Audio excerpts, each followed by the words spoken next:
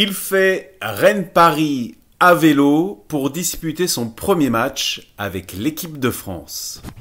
Waouh! Un truc de fou! Nous sommes à la fin de la Seconde Guerre mondiale, alors que la France s'est progressivement libérée à partir du 6 juin 1944. Un match non officiel est organisé entre l'équipe de France et l'armée britannique au Parc des Princes le 30 septembre 1944. Le sélectionneur de l'équipe de France, Gaston Barreau, convoque plusieurs joueurs, dont Jean Prouff. L'attaquant du Stade Rennais est appelé pour la première fois avec les Bleus.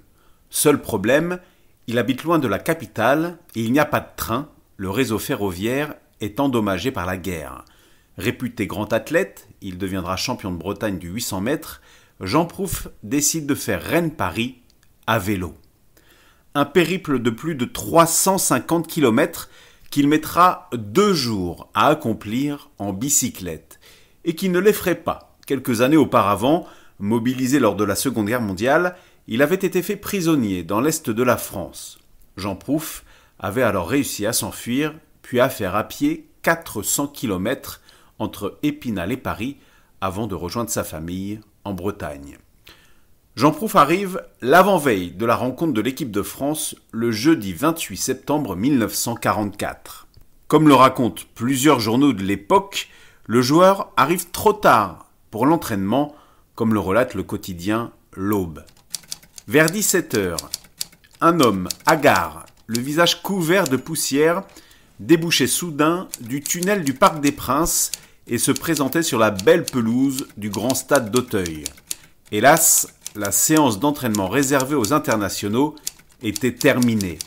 Prouff, il s'agit de l'excellent attaquant de Rennes, était navré.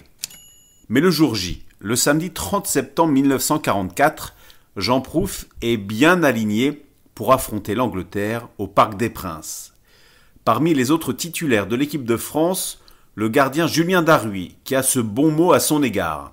« T'as le culot de t'échauffer avant le match quand tu viens de te taper 300 km en vélo ?» Le coup d'envoi est donné à 15h, devant 30 000 spectateurs, dont le président de la FIFA, Jules Rimet, présent dans les tribunes. Les hommes de Gaston Barreau sont rapidement dépassés par les Anglais, qui comptent notamment dans leur rang Stanley Matthews, futur vainqueur du premier Ballon d'Or en 1956. Score final net et sans appel, défaite 5-0, concédé par Jean Prouff et les siens. Plus tard, Jean Prouff est rappelé pour jouer avec l'équipe de France, avec qui il compte 17 sélections et 1 but. Il est même le capitaine des Bleus pour ses 3 derniers matchs sous le maillot tricolore. Il dispute ses 2 derniers matchs avec l'équipe de France contre la Yougoslavie pour tenter de qualifier la France au Mondial 1950.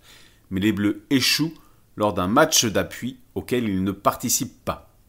Fin de sa carrière internationale et début de celle d'entraîneur où il brillera notamment avec le Stade Rennais, avec qui il remporte 2 fois la Coupe de France en 1965 et 1971.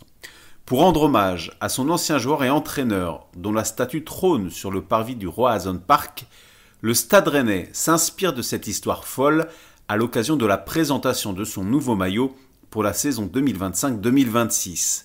En effet, l'ancien cycliste professionnel Julien Simon, supporter des Rouges et Noirs, parcourt le trajet inverse en portant la nouvelle tunique. Il fait Paris-Rennes à vélo pour arriver au Roazhon Park avec le nouveau maillot sur les épaules le 9 mai 2025. Waouh! Un truc de fou!